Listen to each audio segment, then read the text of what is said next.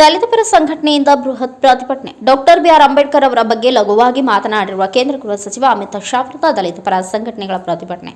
ಸಂಸತ್ತಿನಲ್ಲಿ ಕೇಂದ್ರ ಗೃಹ ಸಚಿವ ಅಮಿತ್ ಶಾ ಡಾಕ್ಟರ್ ಬಿಆರ್ ಅಂಬೇಡ್ಕರ್ ಅವರಿಗೆ ಮಾಡಿದ ಅಪಮಾನವನ್ನ ಖಂಡಿಸಿ ಸೋಮವಾರ ಯಕ್ಷ ಎಂಬ ಪಟ್ಟಣದಲ್ಲಿ ದಲಿತ ಪರ ಸಂಘಟನೆಯಿಂದ ಬೃಹತ್ ಪ್ರತಿಭಟನೆ ಜರುಗಿತು. ಚಿಕ್ಕೋಡಿ ತಾಲೂಕಿನ ಯಕ್ಷಾಂಬ ಪಟ್ಟಣದಲ್ಲಿ ಪ್ರಮುಖ ಬೀದಿಗಳಲ್ಲಿ ರ್ಯಾಲಿ ಸಾಗುತ್ತಾ ನಂತರ ಸಂಗೊಳ್ಳಿ ರಾಯಣ್ಣ ವೃತ್ತದಲ್ಲಿ ಮಾನವ ಸರಪಳಿ ನಿರ್ಮಿಸಿ ಕೇಂದ್ರ ಗೃಹ ಸಚಿವ ಅಮಿತ್ ಶಾ ರಾಜೀನಾಮೆಗೆ ಪಟ್ಟು ಹಿಡಿದರು.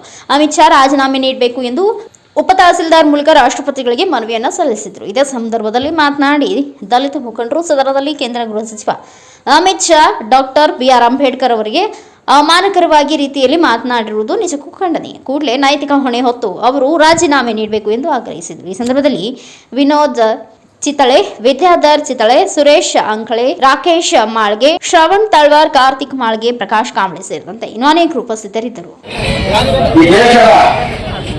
ಅತ್ಯುನ್ನತ ಹುದ್ದೆ ಹೊರತಕ್ಕಂಥ ಗೃಹ ಮಂತ್ರಿಗಳಾದ ಅಮಿತ್ ಶಾ ಅವರ ವಿರುದ್ಧವಾಗಿ ನಾವು ಹೋರಾಟ ಮಾಡ್ತಾ ಇದ್ದೇವೆ.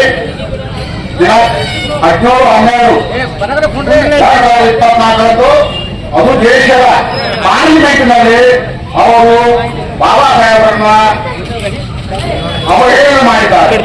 ಅವರು ಭಯವಂದಾಗಿ ಇವತ್ತು ಅವರು ಒಳಗಿರುವ ವಿಷವನ್ನ ಕರ್ಕೊಂಡಿದ್ದಾರೆ ಅಷ್ಟೇ.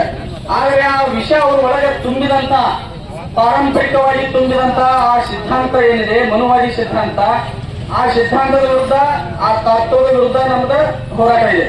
ನಮ್ದು ಯಾವತ್ತಿದ್ರು ಸೈದ್ಧಾಂತಿಕ ಹೋರಾಟ. ಆದ್ರೆ ಅವರು ಪದದಲ್ಲಿ ಇರುವುದು ಬಾಬಾ ಸಾಹೇಬರವರು ಕೊಟ್ಟಂತ ಅಧಿಕಾರ, ಸಂವಿಧಾನದ ದತ್ತವಾಗಿದ್ದಂತ ಅಧಿಕಾರದವಾಗಿರುವಂತಹ ಪದದಲ್ಲಿ ಇದ್ದರೂ ಕೂಡ ಬಾಬಾ ಸಾಹೇಬರನ್ನ ಗಣ್ಯ ಮಾಡುವಂತ, ನಿಂದಿಸುವಂತ ರಾಷ್ಟ್ರವನ್ನು ತೋರಿಸಿದ್ದಾರೆ. ಇದು ಇಡೀ ದೇಶ ಖಂಡಿಸಬೇಕಾದಂತದ್ದು. ಮತ್ತು ಯಾವುದೇ ಪರಿಸ್ಥಿತಿಯಲ್ಲಿ ಈಗ ಅವರು ಆ ಪದದಲ್ಲಿ ಇರುವುದಕ್ಕೆ ನೈತಿಕವಾಗಿ ಅರ್ಹರಲ್ಲ ಎಂದು ನಾವು ಆಗ್ರಹಿಸಿ ಅವರು ರಾಜೀನಾಮೆ ಕೊಡಬೇಕಂತ ಹೇಳಿ ಆಗ್ರಹ ಮಾಡ್ತಿದ್ದೀವಿ. ಮತ್ತೊಂದು ಈ ಒಂದು ವಿಚಾರ ಏನದ, ಇದು ಎಂದು ನಿನ್ನೆದಲ್ಲ. ಬಾಬಾ ಸಾಹೇಬ್ ಇದ್ದಾಗೂ ಈ ವಿಚಾರ ಇತ್ತು. ಅವರು ಬದುಕಿದ್ದಾಗೂ ಆ ಬಾಬಾ ಸಾಹೇಬರ ಈ ವಿಚಾರವನ್ನ ಎದುರಿಸಿ ಸಂಘರ್ಷ ಮಾಡಿ ದಲಿತರು, ಅಲ್ಪಸಂಖ್ಯಾತರು, ಹಿಂದುಳಿದವರು, ಕಾರ್ಮಿಕರು, ಮಹಿಳೆಯರಿಗಾಗಿ ಸಮಾನ ಅವಕಾಶಗಳನ್ನ, ಸಮಾನ ಸ್ಥಾನಮಾನಗಳಿಗಾಗಿ ಹೋರಾಡಿದ್ರು. ಅದಕ್ಕಾಗಿ ಅವರ ಇಡೀ ಬದುಕಿಗಾಗಿ ತ್ಯಾಗಗಳನ್ನ ಮಾಡಿದ್ರು.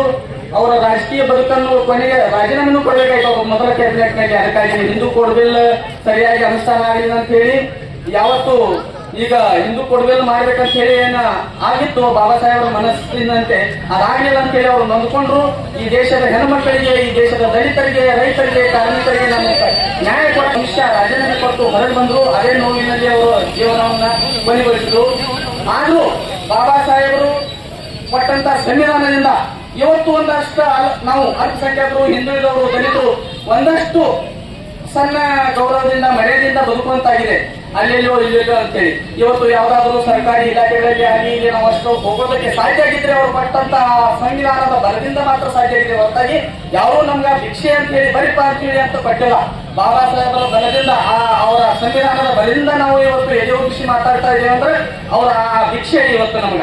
ಅದಕ್ಕಾಗಿ RSSಗೆ ಮತ್ತು ಈ ಹುಚ್ಚ ಅಮಿತ್ ಶಾಗೆ ನಾನು ಒಂದು ಮಾತು ಹೇಳ್ತೇನೆ. ಸುನೋ ಅಮಿತ್ ಶಾ ಅವರ RSS, ಬಾಬಾ ಸಾಹೇಬ್ ಇಸ್ ದೇಶ ಕಾ ಬಾಪ್ ಹೈ.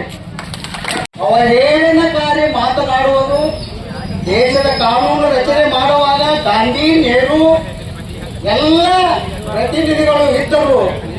ಅವರಿಗೆ ಶೈಕ್ಷಣಿಕವಾಗಿ ಆ ಮೊತ್ತವನ್ನು, ಆ ಬೆಲೆಯನ್ನು ಕೊಟ್ಟು ದೇಶದ ಕಾನೂನು ರಚನೆ ಮಾಡಿದ ಡಾಕ್ಟರ್ ಬಾಬಾ ಸಾಹೇಬ್ ಅಂಬೇಡ್ಕರ್ಗೆ ಅವಮಾನ ಮಾಡಿದ ಅಮಿತ್ ಶಾ ಇವರು ಹಿಂದೂ ಧರ್ಮದ